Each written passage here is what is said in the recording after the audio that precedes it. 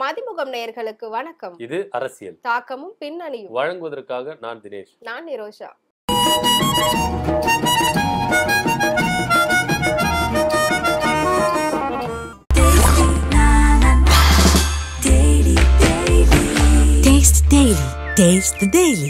அப்புறம் நிரோஷா, இன்னைக்கு என்ன அரசியல்ல பார்க்க போறோம்? நிறைய இருக்கு தினேஷ். அதுல ஃபர்ஸ்ட் விறுவிறுப்பா போய்கிட்டு இருக்கிறது இப்போ ஹரியானால நடக்கக்கூடிய சட்டமன்ற தேர்தல் தான். அதுல ஏதோ பாஜகவுக்கு பெரிய அடி விழுந்துருச்சாமே, முக்கிய தலைவர்கள்லாம் விலகிட்டாங்க அப்படி இப்படின்னு சொல்றாங்க. என்னாச்சு? ஆமா, ஜம்மு காஷ்மீருக்கும் ஹரியானா தேர்தல் பயங்கரமா ஒரு விறுவிறுப்பாவே போயிட்டு இருக்குன்னு சொல்லலாம்.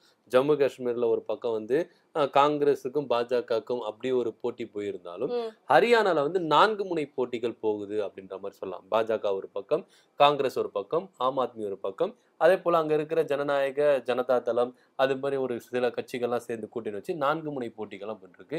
குறிப்பா ஹரியானா சட்டமன்ற எலெக்ஷன் எல்லாருமே உற்று நோக்கி பாக்குறாங்கன்னு சொல்லலாம். ஏன்னா ஹரியானா அப்படின்னு எடுத்துக்கிட்டாலே 10 வருஷமா அங்க பாஜக அரசாண்டு இருக்காங்க. இந்த வருடம் லோக்சபா தேர்தல் நடந்ததுல அதுலயும் பாஜகவுக்கு ஒரு பெரிய அடி விழுந்ததுன்னு சொல்லலாம். ஏன்னா 10 வருஷமா அந்த இடத்துல மாநில ஆட்சியா பாஜக ஆண்டிருந்தாலும் இந்த லோக்சபால பயங்கரமா அடி விழுந்தது அப்படின்ற மாதிரி சொல்லலாம்.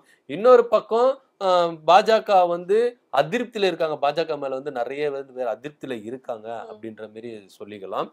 அதுல கிட்டத்தட்ட பாஜகல 33% பேர் பாஜக விலகி இருக்காங்க, மத்த கட்சியில போய் தங்களை இணைச்சிருக்காங்க அப்படின்ற மாதிரி சொல்லலாம். குறிப்பா வினேஷ் போகத் அவங்க ஜூலா தொகுதியில என்ன பண்றாங்க, நிக்கிறாங்க. ஆனா இந்த தொகுதியில இவங்க நிக்கிறத பார்த்து பாஜகக்கே கொஞ்சம் அச்சம் வந்துருச்சு அப்படின்ற மாதிரியே சொல்லலாம். ஏன்னா பிரிஜ் பூஷன் சரண் சிங் மல்யுத்த அவர் ஒரு சம்மேளன தலைவரா, முன்னாள் தலைவரா இருந்தார். அவர் என்ன பண்ணாரு, வினேஷ் போகத்தை விமர்சிச்சதுனால பாஜகவே அவங்களுக்கு என்ன பண்ணாங்க, கண்டனம் தெரிவிச்சாங்க. நீங்க வினேஷ் போகத்தை பத்தி பேசவே கூடாது, அவங்கள விமர்சிக்கவே கூடாது அப்படின்னு. ஏன்னா மக்கள் மத்தியில அவங்களுக்கு நல்ல வரவேற்பு இருக்குது.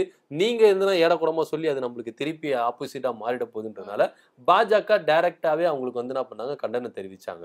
சோ இதெல்லாம் ஒரு பக்கம் போயிட்டு இருக்கும் பொழுது அவங்களுக்கு எதிராகவே அந்த இடத்துல விளையாட்டு வீரர்களை இறக்கணும் அப்படின்றதுக்காக காங்கிரஸ் இறக்கிட்டாங்க அப்படின்றதுனால ஆம் ஆத்மி ஒரு பக்கமும் அதே போல பாஜக ஒரு பக்கமும் விளையாட்டு வீரர்களை இந்த தொகுதியில நிறுத்தி இருக்காங்க. ஏன்னா வினேஷ் போகத்துக்கு நல்ல வரவேற்பு இருக்கு, கிட்டத்தட்ட அவங்க வின் பண்ணிட்டாங்க அப்படின்ற மாதிரி வச்சுக்கலாம் அப்படின்ற மாதிரி அந்த தொகுதி மக்கள் நிறைய பேர் என்ன பண்றாங்க, சாதகமாவே வினேஷ் போகத்துக்கு சாதகமாவே பேசுறாங்க. இதெல்லாம் ஒரு புறம் இருக்கும்போது பாஜக கரண்ட் எம்எல்ஏயும் கரண்ட் மினிஸ்டர்களும் என்ன பண்றாங்க, பதவி விலகி இருக்காங்க அப்படின்ற மாதிரி சொல்லலாம். அங்க அக்டோபர் 1ஆம் தேதி எலெக்ஷன் நடக்குது, 4ஆம் தேதி ரிசல்ட் நடக்குது. இது மத்தியில செப்டம்பர் 4ஆம் தேதி முதல் கட்ட வேட்பாளர் பட்டியலை ரிலீஸ் பண்ணாங்க. அதுல நிறைய பேர் சிட்டிங் எம்எல்ஏக்கு சீட்டே தரல அப்படின்னு அந்த மாநில முதலமைச்சரும் பாஜக இருக்கிற இணை அமைச்சரும் என்ன பண்ணிருக்காங்க, உடனே கட்சியை விட்டு என்ன பண்ணாங்க, கழிந்து இருக்காங்க. சோ இவங்களை தொடர்ந்து பாத்தீங்கன்னா அடுத்தடுத்து பாத்தீங்கன்னா நிறைய பேர் எம்எல்ஏக்களா இருந்தவங்களும் சரி, சீட்டு தருவாங்க அப்படின்னு எதிர்பார்த்திருந்தா முன்னாள் மூத்த தலைவர்களும் சரி என்ன பண்ணாங்கன்னா, அவங்களாம் எதிர்பார்த்திருக்கும் போது அவங்களுக்கு சீட்டு மறுக்கப்பட்டதுன்னா அவங்களும் என்ன பண்ணாங்க, பாஜக இருந்து விலகி வந்தாங்க. சரி ஓகே, இவங்கெல்லாம் விலகி இருக்காங்க அப்படின்னு. ஆனா பாஜகவுக்கு ஒரு பெரிய அடி விழுந்திருக்கு. என்னன்னா, அதாவது குருஷேத்ரா எம்பி நவீன் ஜிண்டால் அவருடைய தாயாரும் இந்தியாவில பணக்கார பெண்மணியில ஒருத்தரான சாவித்ரி ஜிண்டால் இவங்களுக்கு சீட்டு தருவாங்கன்னு சொல்லிட்டு ரொம்பவே எதிர்பார்த்திருந்தாங்க. ஆனா அவங்களுக்கு சீட்டு மறுக்கப்பட்டதுனால இசாரி தொகுதியில அவங்க என்ன பண்றாங்கன்னா, தனித்தே அவங்க என்ன பண்றாங்க, சுயேட்சை வேட்பாளராக அவங்க அறிவிச்சு மனு தாக்கல் பண்ணிட்டாங்க. சோ சுத்தி பாத்தீங்கன்னா பாஜக ஹரியானால கட்டம் கட்டிட்டாங்க அப்படின்ற மாதிரி சொல்லலாம். ஏன்னா அவங்களுக்கு ஒரு தொகுதியில கூட வின் பண்ணுவாங்களாம் அப்படின்ற ஒரு நிலைமையில பாஜக அங்க தள்ளப்பட்டிருக்கு. காங்கிரஸ்ல அமோகமா வெற்றி பெறுவாங்க அப்படின்ற கருத்து கணிப்புகளும் நம்மளுக்கு வந்திருக்கு. சோ பொறுத்திருந்து பார்ப்போம். பாஜக கட்டம் கட்டிட்டாங்க, சுத்தி கட்டம் கட்டிட்டாங்க. ஏன்னா பாஜக இருந்த 33% பேர் என்ன பண்ணிருக்காங்க, மாற்று கட்சிக்கு வந்திருக்காங்க. பாஜக இருந்து விலகி மாற்று கட்சியில சேர்ந்திருக்காங்க. சோ இது பாஜக ஒரு பெரிய அடி, ஒரு பெரிய இழப்பு அப்படின்ற மாதிரி சொல்லலாம். பொறுத்திருந்து பார்ப்போம். ஹரியானா சட்டப்பேரவை எலெக்ஷன்ல எந்த அளவுக்கு பாஜக கை கொடுக்குது, கையை இழக்கிறாங்க அப்படின்றத பொறுத்திருந்து பார்க்கலாம். சரி தினேஷ், இப்போ அங்க நடக்கக்கூடிய சட்டமன்ற தேர்தல்ல நிறைய விஷயங்கள் நடந்துகிட்டு இருக்கு, ரொம்ப சுவாரஸ்யமா போய்கிட்டு இருக்கு அப்படின்னு சொல்லலாம். சோ இப்போ அதெல்லாம் தாண்டி நமக்குமே சட்டமன்ற தேர்தல் வரப்போகுது 2026ல. அதை வச்சு எஸ் வி சேகர் இப்ப ஏதோ ஒரு சர்ச்சை பேச்சு ஒண்ணு பேசியிருக்காரு. 1 லட்சம் ஓட்டு பாஜகக்கு ஏமாற்றம் அடைய போறாங்க, லாஸ் ஆக போகுது அப்படின்னு சொல்லியிருக்காங்களா? என்ன விஷயம்? அது எஸ் வி சேகர், அதாவது பாஜகவுடைய ஆதரவாளரும் நடிகருமான எஸ் வி சேகர் சொல்லியிருக்காரு. சொல்றாரு. பாஜகவுக்கு வந்து கோயம்புத்தூர்ல, அதாவது கொங்கு மண்டலத்துல வந்து கிட்டத்தட்ட 1,00,000 ஓட்டு வந்து என்ன பண்ண போறாங்க, இழக்க போறாங்க அப்படின்ற மாதிரி சொல்லலாம். எந்த சம்பவத்தை இவர் லிங்க் பண்ணி பேசுறாரு அப்படின்னு பாத்தீங்கன்னா, கடந்த சில தினங்கள் முன்பாக கோயம்புத்தூர்ல தொழிலதிபர்கள் ஆலோசனை கூட்டம் நடந்துச்சுல, அதுல அன்னபூர்ணா ஹோட்டல் உரிமையாளர் சீனிவாசன் என்ன பண்ணாரு, ஜிஎஸ்டியை பத்தி என்ன பண்ணாரு, நிதியமைச்சர் நிர்மலா சீதாராமன் கிட்ட வந்து நிறைய புட்டு புட்டு வச்சாரு. ஜிஎஸ்டி என்னென்ன குளறுபடிகள் இருக்கு, எவ்வளவு நாங்க கஷ்டப்படுறோம், ஹோட்டல் நடத்துற நாங்களே இவ்வளவு கஷ்டப்படுறோம், மக்கள் வந்து எங்க கிட்ட எப்படி எல்லாம் கேள்வி கேட்கறாங்க, ஏன் உங்க பக்கத்துல இருக்கிற எம்எல்ஏவே வந்து எங்க கிட்ட சண்டை போடுறாங்க, அவங்க சாப்பிடுறது ஒண்ணு, அதுக்கு பில்லு போட்டா எங்க கிட்ட வந்து சண்டை போடுறாங்க, இந்த மாதிரி எல்லாம் வந்து என்ன பண்ணியிருந்தாங்க, கேள்விகள் கேட்டு பயங்கரமா பரபரப்பா இருந்தது.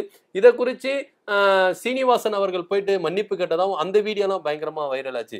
சோ இத குறிச்சு தான் எஸ்.வி. சேகர் என்ன சொல்றாருன்னா, சீனிவாசன் சமுதாயத்தை சேர்ந்த மக்கள் வந்து அவங்க பாஜகவுக்கு வந்து புறக்கணிக்கிறாங்க, கிட்டத்தட்ட வந்து 1,00,000 ஓட்டு வாக்கு வந்து என்ன பண்றாங்க, இழக்க போறாங்க அப்படின்னு. ஏன்னா தேர்தல்னு வந்துச்சுன்னா ஒரு ஓட்டு கூட ரொம்ப வேல்யூவான ஒரு ஓட்டா தான் எல்லாருமே கணிப்பாங்க. ஏன்னா அரசியல்ல தலைவர்கள் இது பண்ணும்போது ஒரு ஓட்டு ஆச்சுன்னா அது வந்து பெரிய வேல்யூவான ஓட்டு அப்படின்ற மாதிரி எல்லாரும் கணிப்பாங்க. அதனால ஒரு ஓட்டு கூட மிஸ் பண்ணக்கூடாது அப்படின்ற ஒரு எண்ணத்துல எல்லாருமே என்ன பண்ணுவாங்க, அரசியல் வந்து தேர்தலை வந்து களம் காணுவாங்க. ஆனா கிட்டத்தட்ட 1,00,000 ஓட்டு வந்து என்ன பண்ண போகுது, லாஸ் ஆக போகுது பாஜகவுக்கு. இது வந்து முழுக்க முழுக்க முழுக்க வந்து பாஜகவுடைய இயலாமை தான் காரணம். பாஜக தலைமையும் சரியில்லை, மேலிடத்துல இருக்கிறவங்களும் சரியில்லை. நான் மோடி சொல்லி தான் நான் கட்சிக்கே வந்தேன், ஆனா இப்ப பாஜக போறத பார்த்தா இங்க வேற மாதிரி போகுது, அதனால இனி நான் பாஜக இயங்க போறது இல்ல, பாஜக விட்டு வெளியே வர போறேன் அப்படின்ற மாதிரி ஒரு குண்டை தூக்கி போட்டிருக்காரு. ஏன்னா அண்ணாமலையும் அவர் மேல வந்து என்ன பண்ணிருக்காரு, பழி சொல்லி. ஏன்னா அண்ணாமலை வந்ததுனாலதான் தமிழ்நாட்டுல பாஜக சீரழிஞ்சு போயிடுச்சு, ரொம்ப ஒரு தரக்குறைவான செயல்கள்லாம் ஈடுபடுறாங்க, சீனியர்கள்லாம் ஓரங்கட்டப்படுறாங்க. சோ இந்த மாதிரி செயல்கள்ல வந்து பாஜக வந்து ஈடுபடுறதுனால எனக்கு பாஜகல பயணிக்கிறதுக்கு விருப்பமே இல்லை, அதனால பாஜக விட்டு நான் வெளியே வர போறேன் அப்படின்ற ஒரு குண்டை தூக்கி போட்டிருக்காரு. சோ எல்லா இடத்துலயும் பாஜகக்கு ஒரு ஆப்போசிட்டா ஒரு நிலைமை தான் போயிட்டு இருக்கு. இப்ப பாத்தீங்கன்னா ஹரியானால, ஜம்மு காஷ்மீர்ல நிறைய இடங்கள்ல பாத்தீங்கன்னா பாஜக வந்து என்ன பண்றாங்கன்னா ஆப்போசிட்டாவே பாஜக காரங்களே வந்து என்ன பண்றாங்க, எழுப்பி இருக்காங்க. சோ இந்த அளவுக்கு வந்து பாஜக வந்து ரொம்ப கேவலமா போயிட்டு இருக்கு இந்த ஒரு செயலினால அப்படின்றதுனால எஸ்.வி. சேகர் என்ன பண்ணிருக்காரு, இதுக்கு பாஜக தான் வந்து முழு பொறுப்பு, பாஜக தான் பெரிய இழப்பு, அதனால நான் இனி பாஜக இயங்க போறதுல நான் வெளியே வந்துட்டேன், எனக்கு பாஜகவுக்கு எந்த சம்பந்தம் இல்லை அப்படின்ற ஒரு குண்டை தூக்கி போட்டிருக்காரு. கண்டிப்பா இன்னும் இனி வர காலங்கள்ல இன்னும் பாஜக எந்த அளவுக்கு பின்னடைவை சந்திக்க போறாங்க, எவ்வளவு பெரிய சரிவு சந்திக்க போறாங்க அப்படின்றது வந்து அந்த சட்டமன்ற தேர்தலே கண்டிப்பா தெரிஞ்சிடும் அப்படின்னு நினைக்கிறேன். அப்புறம் தினேஷ், பாஜகவை தவிர்த்து நம்ம வேற ஏதாவது ஒரு நியூஸ் பேசலாம் அப்படின்னு நினைச்சா அதுக்கு இடமே கொடுக்க மாட்டாங்க பாஜக. நீங்க எங்க நியூஸ் தான் பேசி ஆகணும் அப்படின்ற அளவுக்கு அவங்களோட சைட்ல இருந்தே நமக்கு வரிசையா வந்து நிறைய நியூஸ் வந்துகிட்டே இருக்கு அப்படின்னு சொல்லலாம். சோ அந்த வகையில கொஞ்சம் 2-3 நாளாவே தொடர்ந்து நடந்துகிட்டு இருக்க ஒரு சர்ச்சை பேச்சு என்ன அப்படின்னு பாத்தீங்கன்னா, நிர்மலா சீதாராமனோட மீட்டிங்கு, அந்த அன்னபூர்ணா ஓனர் அவர் பேசினது, இதெல்லாம் தான் போய்கிட்டு இருந்துச்சு. அதுக்கப்புறம் நேத்து நம்ம அதை பத்தி பேசணும், மன்னிப்பு கேட்டாங்க அப்படின்னு சொல்லி.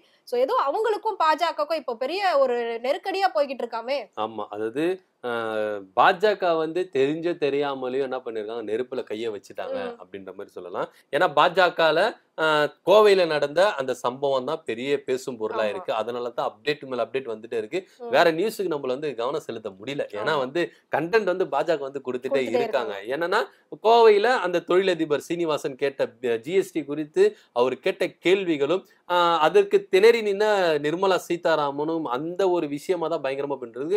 அதுக்கப்புறம் பாத்தீங்கன்னா சீனிவாசன் மன்னிப்பு கேட்டதாகவும் அது ஆடியோ வீடியோ அவங்க வெளியிட்ட ஒரு பேசும் பொருளா தான் ஆயிருக்கு. இதுக்கு வந்து நிறைய பேர் வந்து என்ன பண்ணிருக்காங்கன்னா கண்டனங்கள் தெரிவிச்சிருக்காங்க. ராகுல் காந்தி, பிரியங்கா காந்தி அப்படின்றது நிறைய பேர் வந்து என்ன பண்ணிருக்காங்க, கண்டனங்கள் தெரிவிச்சாங்க. ஏன் நம்ம முதல்வர் வந்ததும் வராதவங்க கூட நேற்று இரவு தான் வந்ததும் வராதவங்க கூட என்ன பண்ணியிருந்தாரு, சரமாரியா வந்து என்ன பண்ணிருக்காரு, பாஜகவை வச்சு செஞ்சிருக்காரு.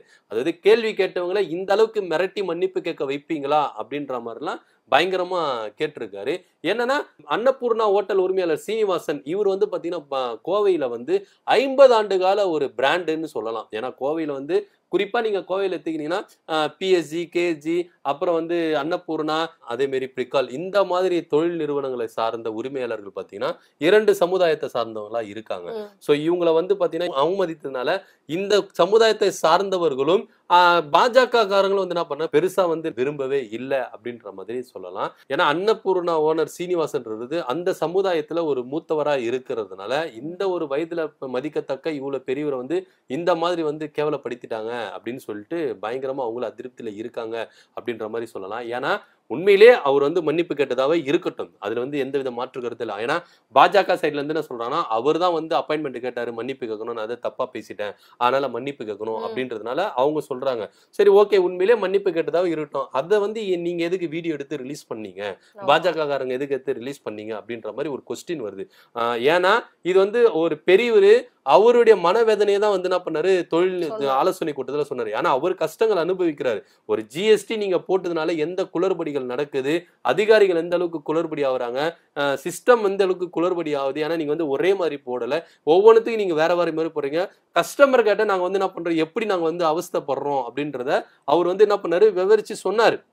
ஏன்னா ஒரு நிதியமைச்சர் அந்த மீட்டிங் ஆலோசனை கூட்டத்தை வச்சதுனால அவங்க கிட்ட தான் சொல்ல முடியும், வேற யார்கிட்ட போய் சொல்ல முடியாது. ஸோ இந்த சமயத்தை வந்து இதை வந்து நீங்க வந்து என்ன பண்ணீங்கன்னா ஸ்மூத்தா கையாண்டு இருக்கணும். அதை விட்டுட்டு என்னை கேள்வி கேட்டாரு, என்ன இது மாதிரி பண்ணிட்டாரு, பெண்கள் சாப்பிட்டதெல்லாம் வந்து இது பண்ணாருன்னா அவர் நடந்ததான் சொன்னார், நடக்காத ஒன்று சொல்லியிருக்கப்பட்டார். ஏன்னா பொது வெளியில வரும்போது அவ்வளோ ஒரு பெரிய மூத்தவர், இத்தனை வருஷம் அவருக்கு அனுபவம் இருக்கு, அப்படிப்பட்ட ஒரு மனுஷன் எடுத்தங்கொத்தன்னு பேச முடியுமா?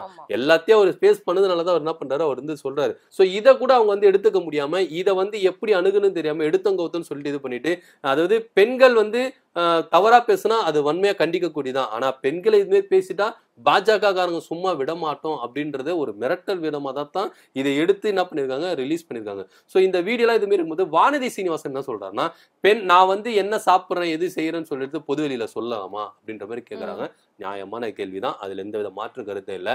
அதே போல உங்க மாநிலம், அதாவது உங்க ஆட்சிகள் செய்கிற மாநிலங்கள்ல மாட்டுக்கறி சாப்பிடுறதும் சாப்பிடக்கூடாதுன்னு அவங்களோட விருப்பம். நீ மாட்டுக்கறி சாப்பிடக்கூடாதுன்னு சொல்லிட்டு ஒருத்தரை வந்து அடிச்சு துன்புறப்படுத்தி அவங்கள கொலை செய்யறது வந்து எவ்வளவு வன்மையானது. அதை நீங்க வந்து உங்க கட்சி ஆளுகின்ற மாநிலங்களை நீங்க எடுத்து சொல்ல முடியுமா? ஏன்னா நீங்க தேசிய மகளிர் அணி செயலாளரா இருக்கீங்க, நீங்க போயிட்டு தேசிய லெவல்ல நீங்க போயிட்டு வற்புறுத்த முடியுமா? நான் இது மாதிரி கோயம்புத்தூர்ல வந்து ஒரு ஹோட்டல் உரிமையாளர் வந்து என்ன சொன்னாரு, நான் பெண் வந்து என்னென்ன சாப்பிடுறேன்றத பொதுவெளியில சொன்னாரு, அது வந்து கூடாது, அப்படி சொல்லக்கூடாதுன்னு சொல்ற வானதி சீனிவாசன் அவர்கள் மாட்டு இறைச்சி சாப்பிடுறதும் சாப்பிடாததும் அவங்களுடைய தனிப்பட்ட விஷயம், அதுல நீங்க போய் தலையிடாதீங்க, அவங்களை அடிக்காதீங்க, அவங்களை துன்புறுத்தாதீங்க, அவங்களை கொலை பண்ணாதீங்கன்னு சொல்லிட்டு இவங்களால போர்க்குடி தூக்க முடியுமா? அப்போ உங்களுக்கு ஒரு நியாயம் மற்றவர்களுக்கு ஒரு நியாயம் அப்படின்ற மாதிரி தான் வானதி சீனிவாசன் பேசுறது இருக்கு. வானதி சீனிவாசன் மட்டும் பேசுறதுல பாஜக காரங்கள் பேசுறது எல்லாமே அப்படிதான் இருக்கு. அவங்களுக்கு ஒரு நீதி, அவங்களுக்கு ஒரு நியாயம், மற்றவர்களுக்கு ஒரு நீதி, மற்றவர்களுக்கு ஒரு நியாயம் அப்படின்ற மாதிரி தான் இருக்குது. சோ இதெல்லாம் ஒரு புறம் இருக்கும்போது இந்த வீடியோவை வந்து வெளியிட்டதுக்காக லண்டன்ல இருக்கிற அண்ணாமலை அவர்கள் வந்து என்ன பண்ணாருன்னா பொது வெளியில மன்னிப்பு கேட்டார். அதாவது பாஜக காரங்க அவர் வந்து என்ன பண்ணிருக்காரு, மன்னிப்பு கேட்டதை வெளியிட்டிருக்காரு. இது வந்து வன்மையா கண்டிக்கத்தக்கது, இவங்க சார்பா நான் மன்னிப்பு கேட்டுக்கிறேங்கோ அப்படின்ற மாதிரி அண்ணாமலை வந்து சொல்லியிருக்காரு. ஏன்னா எலெக்ஷன்ல இந்த மாதிரி தொழில் அதிபர்கள்லாம் வந்து என்ன பண்ணிருக்காங்க, ரிலீஸ் பண்ணிருக்காங்க. ஏன்னா எந்த இடத்திலையும் பாஜகவும் சரி அண்ணாமலையும் சரி வணங்கி கொடுக்காத அண்ணாமலை இந்த விஷயத்துல லண்டன்ல இருக்கும்பொழுது இப்ப எதுக்கு வந்து மன்னிப்பு கேட்கணும்? கிளாஸ்ல ஏதாவது நடந்திருக்குமோ தெரியல, கிளாஸ்ல நடந்திருக்கா இல்லையான்னு தெரியல. ஆனா ஹோட்டல் உரிமையாளர் சீனிவாசன் நடந்ததுக்காக, இந்த தர்ம சங்கடமான விஷயம் நடந்ததுக்காக நான் மன்னிப்பு கேட்டுக்கிறேன்னு சொல்லிட்டு லண்டன்ல இருந்து துடிதுடிச்சு மன்னிப்பு கேட்க வேண்டிய காரணம் என்ன அப்படின்றது நம்மளுக்கு ஒரு பெரிய கேள்விக்குறியா இருக்கு. ஏன்னா தமிழ்நாட்டுல எவ்வளவு விஷயங்கள்லாம் நடந்திருக்கு, இதுக்கெல்லாம் வந்து நம்ம அண்ணாமலை வந்து குரல் கொடுக்கவே இல்லை. இந்த ஒரு சம்பவத்துக்கு லண்டன்ல இருந்து உடனே மன்னிப்பு கேட்கிறாருன்னா அப்ப இதுல ஒரு லிங்க் இருக்கு அப்படின்றதுதான் பெருசா வந்து எதிர்பார்க்கப்படுகிறது. ஏன்னா எதுக்கும் வணைஞ்சு கொடுக்காத அண்ணாமலை எதுக்கு மன்னிப்பு கேட்கணும்? அதுவும் பாஜக மேலதான் தப்பு. இந்த வீடியோ ரிலீஸ் பண்ணதுல பாஜகவுக்கு தான் தப்பு, அதனால தப்பு நாங்க எடுத்துக்கிறோம், என்ன தயவு செய்து மன்னிச்சிருங்க அப்படின்ற மாதிரி கேட்கிறாரு. இதெல்லாம் ஒரு புறம் இருக்கும்போது இந்த செயல் வந்து கண்டிக்கத்தக்கது அப்படின்னு நம்ம முதல்வர் முதற்கொண்டு, ராகுல் முதற்கொண்டு, பிரியங்கா காந்தி முதற்கொண்டு எல்லாருமே வந்து என்ன பண்றாங்க, தங்களுடைய கருத்துக்களை வந்து முன்வைக்கிறாங்க. ஆனா இதை பாஜக வந்து அவங்க வந்து ஏத்துக்கவே மாட்டாங்க. வானதி சீனிவாசனும் சரி, நிர்மலா சீதாராமனும் சரி, அவங்க ஏத்துக்கவே இல்லை. இந்த சம்பவத்தை குறித்து கோவையில் இருக்கிற பாஜகவே ரொம்ப அதிருப்தியில இருக்காங்க அப்படின்ற மாதிரி தான் பேசிக்கிறாங்க. பொறுத்திருந்து பார்ப்போம் இதுக்கு எந்த அளவுக்கு ரிஃப்ளெக்ட் ஆகுது அப்படின்றத. அண்ணாமலை இப்படி மன்னிப்பு கேட்டிருக்காரு. அதே மாதிரி ஹெச் ராஜா என்ன சொல்லிருக்காரு அப்படின்னா, அந்த வீடியோக்கும் பாஜகவுக்கும் எந்த சம்பந்தமும் இல்லைங்க அப்படின்னு சொல்லிருக்காரு. அதுதான் ஒரு ட்விஸ்டா இருக்கு. ஏன்னா பாஜக தலைவர் வந்து இது வந்து முழு பொறுப்பு வந்து பாஜக காரங்க தான், வீடியோ ரிலீஸ் பண்ணது பாஜக காரங்க தான், அதுக்கு நாங்க மன்னிப்பு கேட்டுக்கிறோம் அப்படின்னு சொல்லிட்டு அவர் வந்து என்ன பண்றாரு சொல்றாரு. ஆனா இங்க ஒருங்கிணைப்பு குழுல இருக்கிற ஒருங்கிணைப்பாளர் வந்து என்ன சொல்றாருன்னா இதுக்கும் அதுக்கும் சம்பந்தமே இல்லை அப்படின்னு. சோ இதுல வந்து பாஜக வந்து ஒரு முற்றம் மோதல் ஆரம்பிக்குதோ, அதாவது தலைவருக்கும் ஒருங்கிணைப்பாளருக்கும் ஒரு மோதல் ஆரம்பிக்கிறதோ, சீனியர் ஜூனியர் அப்படின்ற ஒரு பாலிடிக்ஸ் உருவாகுதோ அப்படின்ற ஒரு சந்தேகம் வருது. ஏன்னா எச் ராஜா என்ன சொல்றாருன்னா இந்த சம்பவம் வந்து முழுக்க முழுக்க பாஜக இதுக்கு சம்பந்தமே இல்ல. அவ வானதி சீனிவாசன் சொல்றதுதான் எச் ராஜாவும் சொல்றாரு. அவர் தான் என்ன பண்ணாரு, மன்னிப்பு கேட்கணும் அப்படின்னு சொல்லிட்டு அப்பாயின்மெண்ட் கேட்டாரு. நாங்க அப்பாயின்மெண்ட் கொடுத்தோம், அவங்க மன்னிப்பு கேட்டாங்க அப்படின்னு. அதாவது நான் எந்த கட்சி சார்ந்தவனு இல்ல, எங்களுக்கு வந்து நீங்க வந்து என்ன பண்ணுங்க மன்னிச்சிருங்க அப்படின்ற மாதிரி அவர் சொன்ன கேட்டதா ஒரு வீடியோ சொல்லுது. அது எந்த அளவுக்கு உண்மை பொய் அப்படின்றது நம்மளுக்கு தெரியாது. அது நம்பகமான ஒரு செய்தி நம்மளுக்கு வரல. சோ இந்த சூழ்நிலையில எச் ராஜா வந்து இப்படி சொன்னது வந்து ஒரு யோசிக்க வேண்டியதா விஷயமா தான் இருக்கு. ஏன்னா அண்ணாமலை வந்து தலைவர், அவருக்கு வந்து விஷயம் வந்து எதுவுமே இல்லை. ஏன்னா எந்த இடத்துல வணைஞ்சு கொடுக்காத ஒரு தலைவர் இந்த விஷயத்துல வணைஞ்சு கொடுத்து இறங்கி வராரு. ஆனா இங்க இருக்கிற ஒருங்கிணைப்பாளர் அது மறுக்கிறாரு அப்படின்னும் போது இவங்க 2 பேருக்கும் முற்றும் மோதலும் வருதோ அப்படின்னு. ஏன்னா எஸ் வி சேகர் சொன்ன மாதிரி சீனியர்களை ஓரம் கட்டினவர் தான் அண்ணாமலை. இப்ப இங்க பாஜக தலைவர் அவர் இல்லாத டைம்ல இங்க ஒருங்கிணைப்பு குழு போட்டு ஒருங்கிணைப்பாளரா எச் ராஜா இருக்கும்போது அவருடைய வேலையை அவரு செய்யறாரு. சோ இங்க வந்து ஒரு மோதல் வருது, பாஜகக்குள்ள ஒரு முற்றும் மோதல் வருது அப்படின்ற ஒரு கேள்வி எதிர்பார்க்கப்படுது. பொறுத்திருந்து பார்ப்போம். இங்க பாஜகல எந்த அளவுக்கு வந்து முற்றும் மோதலும் உருவாகுது, அது எந்த அளவுக்கு வீரியம் அடையுது, இதுல யார் ஜெயிப்பா, சீனியரா ஜூனியரா அப்படின்ற ஒரு சண்டைகள் வந்து உருவாகி இருக்கு. பார்க்கலாம், பொறுத்திருந்து பார்க்கலாம். வானதி சீனிவாசன் இதுக்கு முழுக்க பொறுப்பெடுத்துக்கணும். ஏன்னா வந்து ஒரு வயதுல பெரியவர், அவர் வந்து தொழிலிலும் அவர் வந்து அனுபவம் மிக்க ஒரு மதிக்கத்தக்க மனிதர். இந்த மாதிரி ஒரு செயலை வந்து பாஜக வந்து செஞ்சிருக்காங்க. ஏன்னா நிறைய பேர் என்ன சொல்றாங்கன்னா அவர் மன்னிப்பு கேட்டதாவே இருக்கட்டும், ஒன்றும் பிரச்சனை இல்லை. ஆனா அதை எடுத்து எதுக்கு நீங்க வீடியோ எடுத்து இது மாதிரி அசிங்கப்படுத்துறீங்க, அவரை வந்து கேவலப்படுத்துறீங்க, தரக்குறைவா எடுத்துங்க அப்படின்னு சொல்லிட்டு தான் நிறைய பேர் கேள்வி கேட்கறாங்க. இந்த பேசிக் நாலேஜ் கூட இல்லாம அவங்க எதுக்கு இந்த செயலை செஞ்சாங்க அப்படின்னு யோசிக்கும் போது, நீ எனக்கு கேள்வி கேட்டல, அங்க எனக்கு எவ்வளவு அசிங்கமா போயிருச்சு, அதனால நீ மன்னிப்பு கேளு. அதுதான் எனக்கு அப்பதான் வந்து இந்த ஈகோ பிரச்சனை வந்து என்னதுன்னா அங்க முட்டி மோதி இருக்கு. சோ இதெல்லாம் வந்து பொறுத்திருந்து பார்க்கலாம், எந்த அளவுக்கு வந்து பாஜக வந்து இறங்கி போவாங்க இல்ல இன்னும் மேல ஏறி போவாங்களா அப்படின்னு. ஏன்னா கொங்கு மண்டலத்துல பாஜக கால் ஊன்ற முயற்சி அவங்க நடந்திருக்கு. ஏன்னா வந்து இதுக்கு முன்னாடி கூட பாத்தீங்கன்னா சிபி ராதாகிருஷ்ணன் பாஜக சார்பாக நின்று நிறைய தடவை வெற்றி அடைஞ்சிருக்காரு. அதுக்கப்புறம் பாத்தீங்கன்னா அவங்க தோல்வியை தான் கண்டு இருக்காங்க. சோ இந்த எலெக்ஷன்ல கூட அண்ணாமலை வந்து நின்னாரு, லோக்சபா எலெக்ஷன்ல அண்ணாமலை நின்று கிட்டத்தட்ட 4.5 லட்சம் ஓட்டு வாங்கினாரு. ஏன்னா இந்த மாதிரி ஒரு தொழிலதிபர்களோட சப்போர்ட் அங்க வேணும் அப்படின்றதுக்காகத்தான் பாஜக இருக்கிற மாநில தலைவர் அண்ணாமலை இறங்கி வந்து மன்னிப்பு கேட்டிருக்காரு. ஒண்ணுமே இல்லாம வந்து நான் மன்னிப்பு கேட்டிருக்க முடியாது, ஏதோ ஒரு விஷயம் இருக்கு. அதனாலதான் வந்து என்ன பண்றாரு, பாஜக மாநில தலைவர் வந்து இறங்கி வந்து பழிய புள்ள பாஜக மேல ஏத்துக்குன்னு நான் மன்னிப்பு கேட்கிறேன் அப்படின்ற மாதிரி சொல்றாரு. அப்ப நெருப்பு இல்லாம புகையாது இல்ல, அப்ப ஏதோ ஒண்ணு இருக்கு. அதுக்காக பாஜக தலைவர் அண்ணாமலை வந்து இறங்கி வந்திருக்காரு. ஆனா இது முழுக்க எச் ராஜா மறுத்திருக்காரு. அந்த சம்பவத்துக்கும் பாஜகவுக்கும் எந்த சம்பந்தமும் இல்ல. இதுல வந்து அவருடைய தனிப்பட்ட சம்பவம் தான், அவர் வந்து மன்னிப்பு கேட்டது அவர் தனிப்பட்டதுதான், இது எங்களுக்கு அதுக்கு சம்பந்தம் இல்ல அப்படின்னு சொல்லிட்டு ராஜா சொல்றாரு. சோ ராஜா விசஸ் அண்ணாமலை ஆரம்பம் ஆயிருச்சோ அப்படின்ட்டு ஒரு கேள்வி நம்மளுக்கு எழும்பி இருக்கு. ஸோ கண்டிப்பா தினேஷ், இது எல்லாமே வந்து சட்டமன்ற தேர்தலை நோக்கி அவங்க எடுத்து வைக்கக்கூடிய ஃபர்ஸ்ட் ஸ்டெப் அப்படின்னு சொல்லலாம். ஸோ இவங்க பண்ற ஒவ்வொரு விஷயமும் பல நேரங்கள்ல வந்து கான்ட்ரவர்சி ஆகுது, சில நேரங்கள்ல காமெடியா கூட போய்கிட்டு இருக்கு. அப்படி இருந்தாலும் கோயம்புத்தூர்ல நடந்த இந்த சம்பவம் 2 கட்சிகளுக்கு வந்து சாதகமா போகும் அப்படின்னு. ஏன்னா கோயம்புத்தூர்ல வந்து அதிமுக தான் வந்து கொங்கு மண்டலத்தை வந்து பயங்கரமா வந்து கட்டி காப்பாங்க. இப்ப வந்து திமுக கைக்கிட்டு மாறிச்சு. சோ இந்த ஒரு சூழ்நிலை திருப்பியும் அது அதிமுகவுக்கு போகுமா திமுகவுக்கு போகுமா அப்படின்னு நம்மளுக்கு தெரியல. ஏன்னா கொங்கு மண்டலன்றது வந்து நிறைய வந்து நிர்ணயிக்க வேண்டிய ஒரு சுச்சுவேஷன்ல கொங்கு மண்டலத்துல இருக்கு. ஸோ கொங்கு மண்டலத்துல பாஜக செல்வாக்கை இழந்துட்டு வராங்க அப்படின்றது தான் நம்ம பார்க்கப்படுது. இந்த விஷயத்துல இன்னும் கொஞ்சம் கீழே இறங்கி இருக்காங்க அப்படின்னா ஸோ திரும்பவும் அதிமுக அங்க தலை தூக்குமா இல்ல திமுகவே அங்க கை கொடுக்குமா அப்படின்றது தான் எதிர்பார்க்கப்படுறதா இருக்குது. கண்டிப்பா இன்னும் அரசியல்ல என்னென்ன சுவாரஸ்யமான நிகழ்வுகள்லாம் நடக்க போகுது, பாஜக இன்னும் என்னென்னலாம் பண்ண போறாங்க அப்படின்றத இனி வரும் நாட்கள்ல நம்ம பார்க்கலாம். சோ இன்னைக்கு நம்ம அரசியல் நிகழ்வோட இறுதி பகுதிக்கு வந்துட்டோம். நாளைக்கு அரசியல்ல நடக்கிற சுட நிகழ்வு இருந்து நம்ம அரசியல் நிகழ்ச்சியில அலசி ஆராய்வோம். அதுக்கு முன்னாடி நீங்க பண்ண வேண்டியதெல்லாம் ஒண்ணுதான், இந்த நிகழ்ச்சியை பத்தின உங்களுக்கு கருத்து என்ன அப்படிங்கிறது உங்களுக்கு மறக்காம கமெண்ட் பாக்ஸ்ல கமெண்ட் பண்ணுங்க. நன்றி வணக்கம். நன்றி வணக்கம்.